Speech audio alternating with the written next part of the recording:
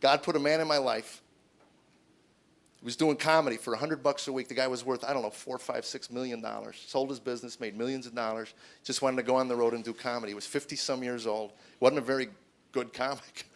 But he didn't have to be. I mean, he had all the money he ever needed. He's the only guy that we ever worked with that pulled into the jobs with a 450 SEL Mercedes. I'm coming in on the Greyhound, you know.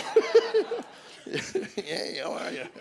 I'm your headliner for the week. I make the big money. How are you? But God knows his own, man, and he knew I wouldn't talk to this man. I was a shallow, vacuous, empty vessel. I really was. And I didn't have anything to talk to this man about until I found out because of his wealth, he had access to some of the nicest golf courses in America. He was actually a member of Muirfield Village here, and that's all I needed to hear. He was my new best friend. What I didn't know about him was he was a fundamentalist Christian, and I didn't know that. And we're sitting on the fairway one day just talking.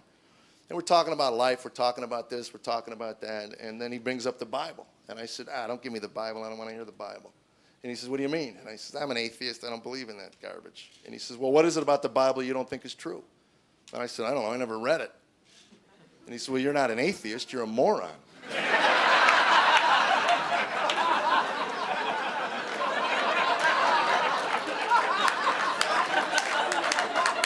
And I have to tell you, I would have hit him, except that I would have lost access to Muirfield Village. And I wasn't going to do that.